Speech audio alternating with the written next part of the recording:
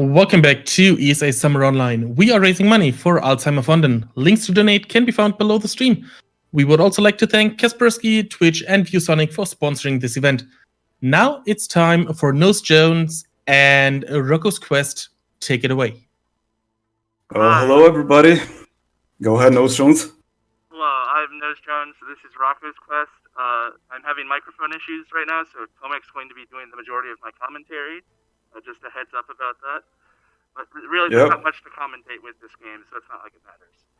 Yep, I'm the commentator, Tomek, and I'm gonna commentate this beautiful, wonderful game for you guys. So you can see the intro option in the menu, and we're gonna watch that later after the run. But for now, I'm just gonna give a brief introduction to the game. This game's about big, muscly fighter man wanting to save his girlfriend, and that's the story. So we can start. I'm just gonna start the game. Really? All right. It already crashed. Oh, well, one thing to know about this wonderful video game is that it crashes a lot. It can randomly crash at any moment. And this is one of the wonders of Rocko's Quest. It can crash anytime. So I hope you guys enjoy.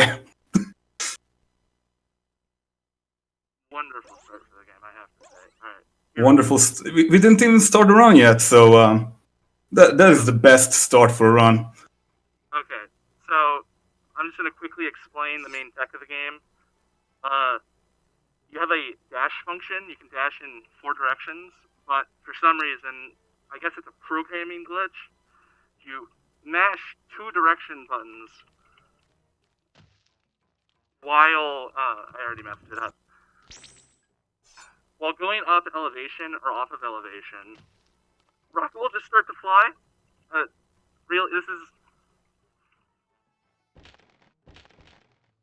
Oh. Yeah, so basically you just have to mash the forward and one of the strafe buttons super quickly, and you just... This is the superpower of Rocko, apparently, that the developers left in the game. So you can just fly through the level, just like that. But when you don't pull it off, you can just do these obstacles, no big deal. Except when you fall down, no biggie. And yeah, we can just fly through the levels, just like that. There he goes. Nice. That was a good flight. And you just basically zip-zoop to the bosses and hit them until they die. And hopefully, you don't die. That is level 1, and now we are at level 2.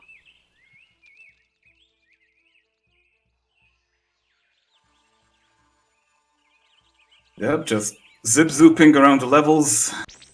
No big deal. Except when you fall out of the level. Good video game.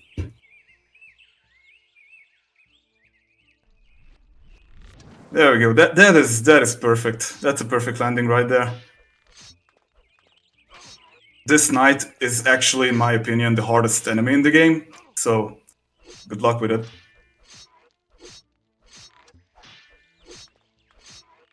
So far, so good. Another cool feature for a game that came out in 2000 is that you can chop off the limbs of the enemies. But for some odd reason, this is only in the European version of the game. The American version that you can buy on Steam is censored, so it makes the game actually harder to speedrun and harder to play, which is a huge oddity. Yep. And he got it. Good stuff. On to level 3. Which is gonna be a super quick level. Hopefully. If I don't mess it up. Because I am seeming to mess up every level now. And keep in mind, the game can crash at any time, so if you suddenly see, you know, back to Windows desktop, that's the game. You just find, you know, an elevation in the level, and there we go. You just mash the 2 directional buttons, and there you go. Oh, and he died while hitting a checkpoint. Good stuff. Very good game. Quality game. One of the worst games you've never played. This was made and released by a Spanish developer called Revisatronic, as far as I believe. And this is their top quality product. Look at that boss. It is the most beautiful boss in video game history, I believe. Very, very polished game. You can individually count the vertices on the models. Beautiful stuff. And easy boss fight. There we go. On to level 4.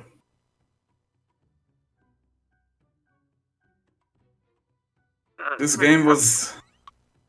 Go ahead. How are we doing on time right now, just because how bad this start's been? 4 minutes.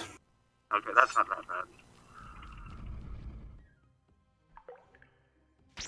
Yep, you just go straight through the level. No big deal.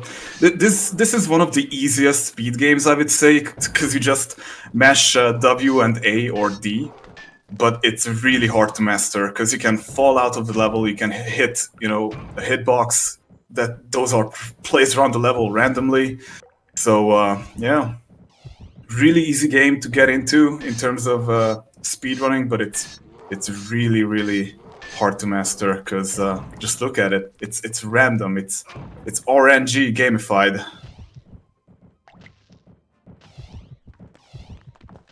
So yeah, these 2 ogres, no big deal. They used to be tough when we started planning the run.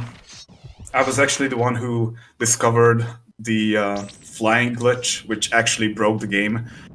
And I actually never played through this game normally. I just played through it with the flying glitch. So I never actually completed this game once in a normal playthrough.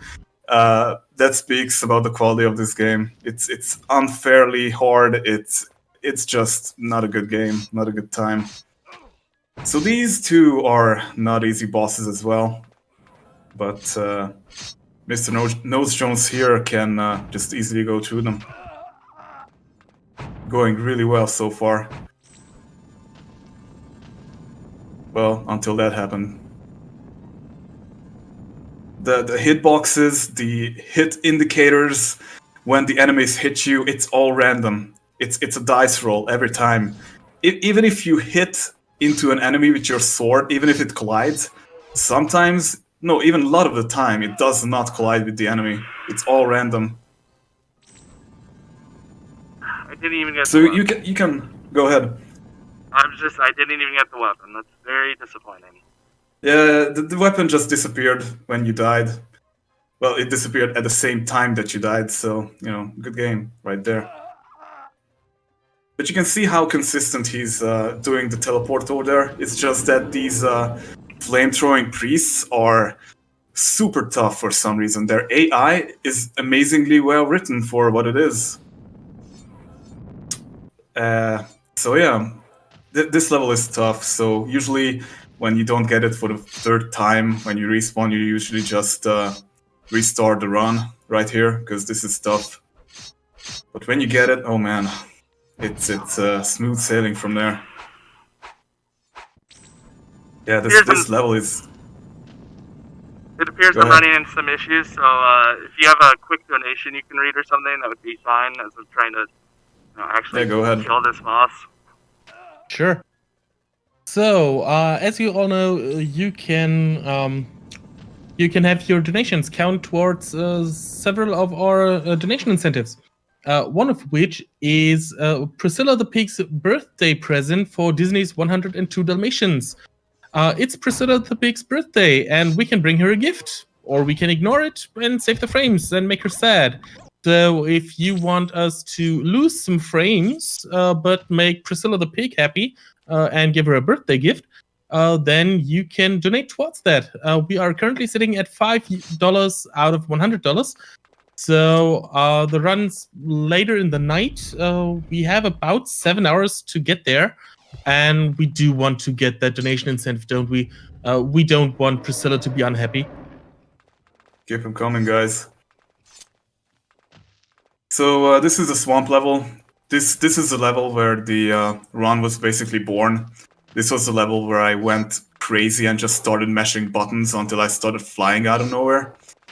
So this level is really significant because this is where the run was born originally.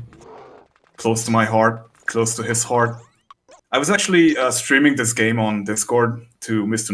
NoseJones and a few other friends, and when Mr. NoseJones saw the technique, he was like, "Oh my god, bro! Look at the tech, bro! Oh my god!" And he just asked for a copy of the game, so I actually provided him the European version, Hungarian version of the game specifically, because you know, that's how we roll. So yeah, this level with the tentacle trees, it's a bad start, but once you get in there, once you get the skeleton sword, which is the best weapon in the game from a random skeleton, yeah, I know. Game crashed. Nice. Oh, so the game crashed. That's pretty good. That was far into the game. That was a good crash right there, but thankfully we save every time after a level, so we can go right back in. I need to restart from the beginning and then load a save state, or else a particle effect glitch happens, which puts the FPS at about 10, I believe. Yeah, exactly. This game is extremely finicky to get running on a modern PC. So either you dedicate a Windows 7 install just to be able to play this game quote unquote correctly, or you can just spend 2 days getting it to work. Good game, very good game. Oh, yep, that's that was the death screen right there. Amazing art in this game. This level is not doing you any favors. Yeah.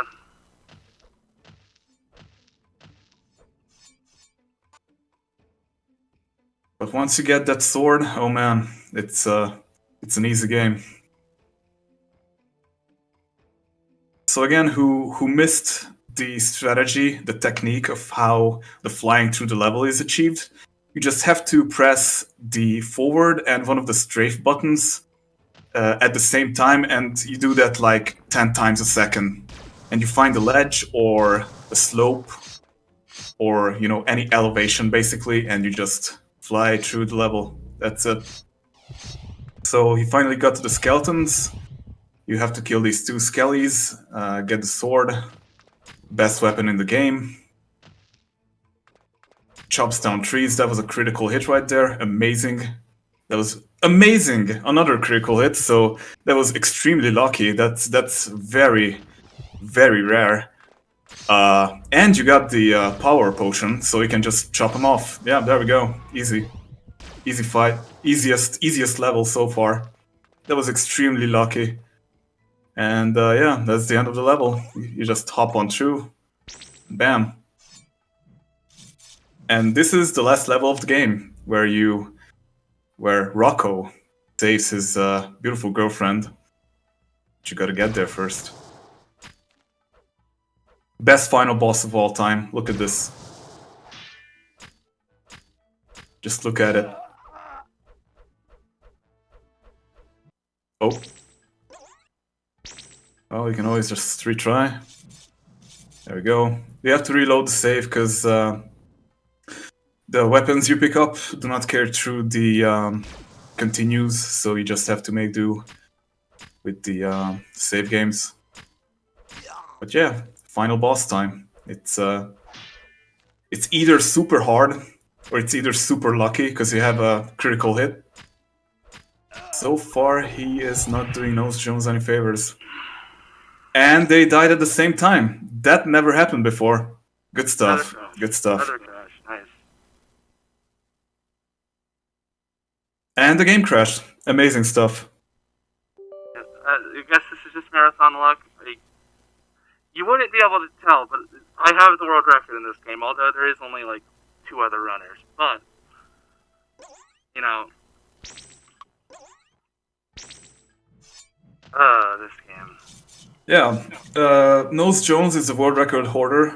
Hoarder, yes, the world record hoarder in this game. 8 minutes and 7 seconds, I believe. Yes. Yeah, I think that's what it was. And he got it fairly recently, 1 week ago, in a practice run for ESA. So give it up for NoseJones, because that was amazing to see live.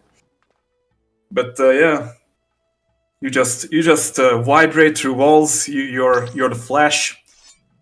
You can maybe even travel through the space-time.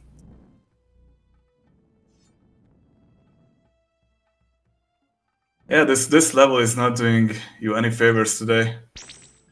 Yep. Oh, almost got it. You can read a donation or two in the meanwhile. Wonderful.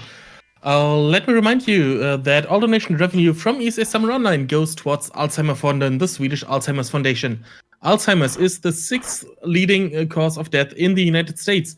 On average, a person with Alzheimer's lives 4 to 8 years after diagnosis, but can live as long as 20 years, depending on other factors.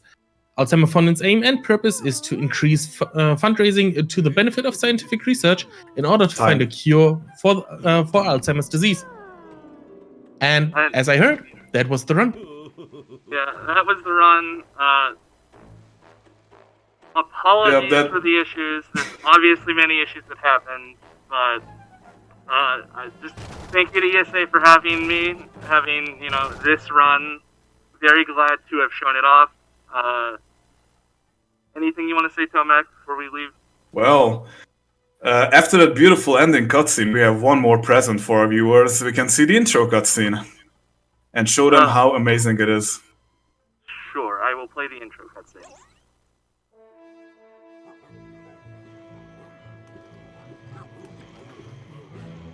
The best intro to any game ever.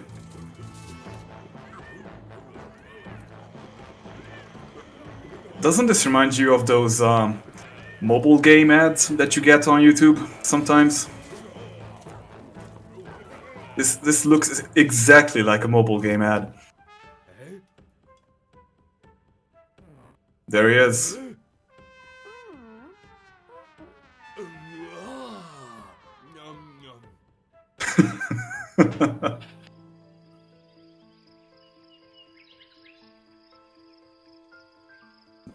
Coming to Android soon.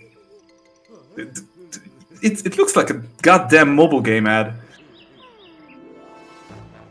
So yeah, thank you Spain for making this wonderful product.